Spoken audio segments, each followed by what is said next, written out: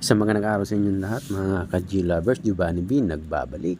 So, may ayusin tayo dito. Charger to, galing online. So, problem nito ay mahina daw mag-charge pero may voltahe naman. So, wala tayong malaking battery kaya testing lang muna tayo. So, meron siyang 30 volts. Yan, kita nyo naman.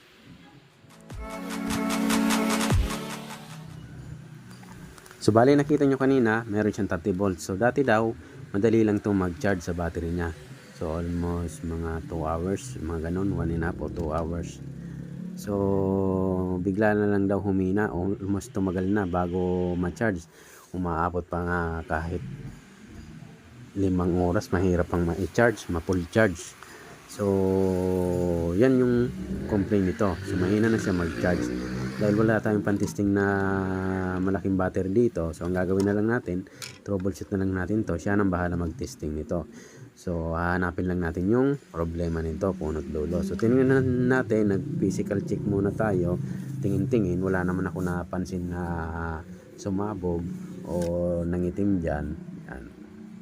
Wala naman. Galing online lang to, mga ka-J lovers. So, sana makuha natin. Yan. MOSFET yata to or diode. 6050.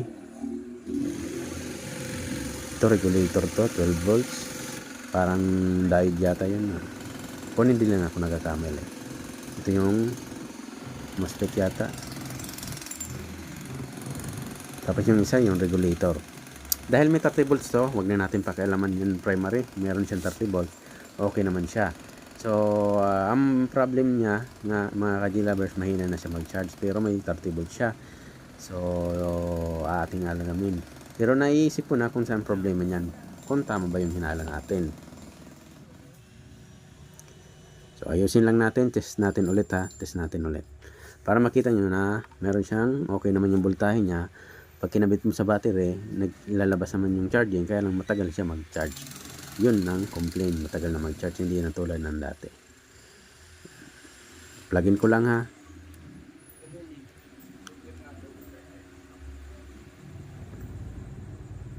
So, ready ko lang yung multimeter. Plug in. Kita nyo meron siyang 30 volts. So, walang problema sa output. Ang problema, mahina yung ampere, yung puwersa, yung talagang magcha-charge dyan. So, kadalasan, based on my experience, kadalasan yan, mahina na mag-charge. Pero okay naman yung voltahe. Pag kinabit mo yun sa battery, magkakaiba na yan. So, madali na yan bumaba. So, kadalasan yan sa filter. So, i-check natin yung filter. So, alam nyo naman, sa secondary tayo mag-check ha. Secondary. So, chinik ko yung filter muna kung may tira pang voltahe. So, sa filter tayo mag-check. Alamin natin. Pag okay naman yung filter natin na capacitor dito, check tayo dyan sa sa ibang parts nya, dyan sa mga maliliit. So tingnan natin, baka may nag-leak na dyan o may nagka-problema na dyan na parts. So bago ang lahat, ito muna yung unahin natin, yung filter.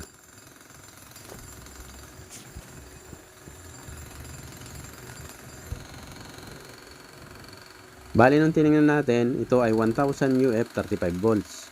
So titingnan natin yun mamaya. Tanggalin pa natin yung isa pa. Siya nga pala mga ka-G lovers, kung bago pala kayo sa ating channel, please subscribe naman and pahit na notification bell para updated kayo sa bawat ina-upload ko na video. Then pahit na rin na like button kung nagustuhan nyo.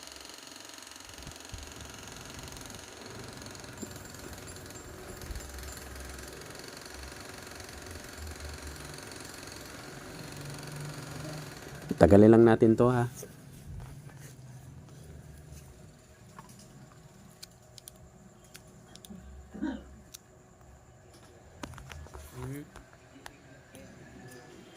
So pares lang to, 1000 UF 35 volts. So mangyari nito, test natin. Yung pag-test natin dito sa Sutek, so almost hindi niya kinaya. Iwan ko ba kung ba't hindi kinaya yung 1000 UF lang to, hindi kinaya. Yan. Ang tagal. Alam ko dati kaya nito ang 1000 UF kahit 4700 nababasa pa nito.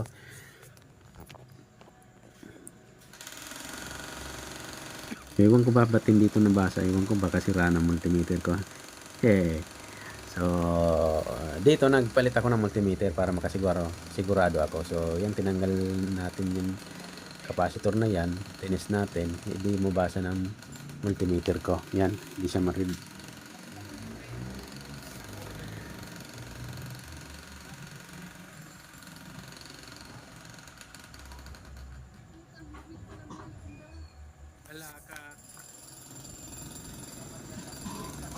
Wala talaga. So, ginawa natin, nagpalit ako dito ng multimeter mga ka-G-lovers. So, ginamit ko yung OWON ko. Ito, OWON. Nakita pa yung mukha natin.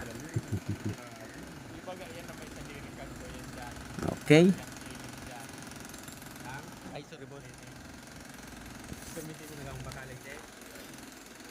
So, set lang natin. Yan. Sa capacitance natin. Yan, okay na. So, dito, na-read ko na siya.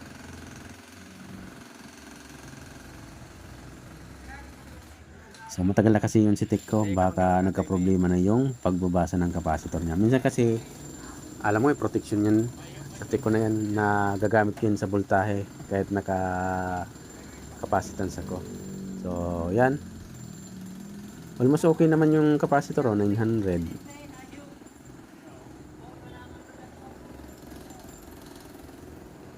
Itong isa 700, ayan, baba na tong isa. So, bali may problema yung isa, mga ka-G-lover. 600 na lang yata yan, no? 0.6.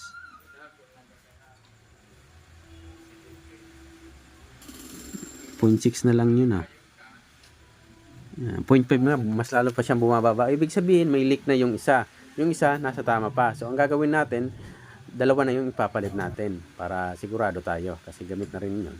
So, kumuha tayo ng 1000 UF, 50 volts din. So, test nga natin yung bago. Kung ilang yun, masukat natin sa bago. Ito yung bago, ha.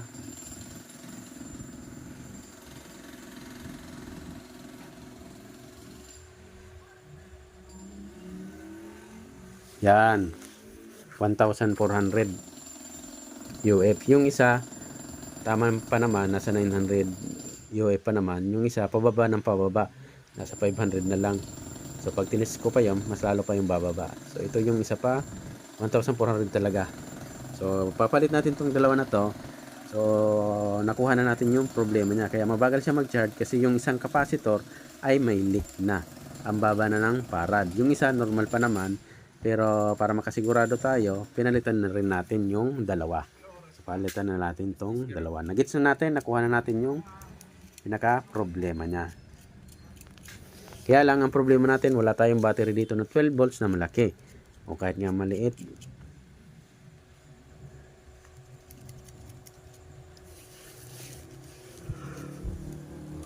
Kaya yun na lang. So kabit ko na lang ito mga ka-G-lovers. Tapos testingin natin ulit yung output. Pero hindi natin matitesting yung ano yan, yung charging.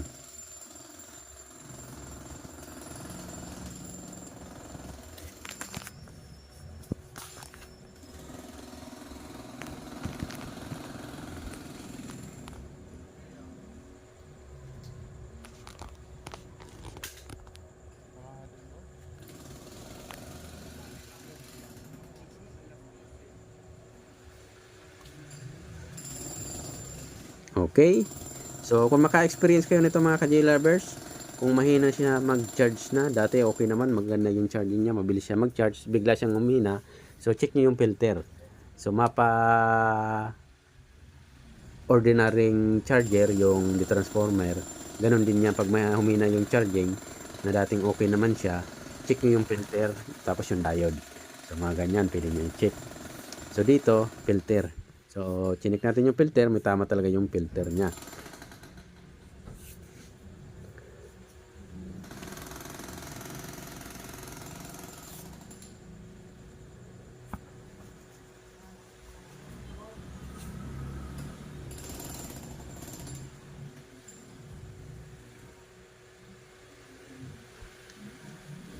So plug in natin.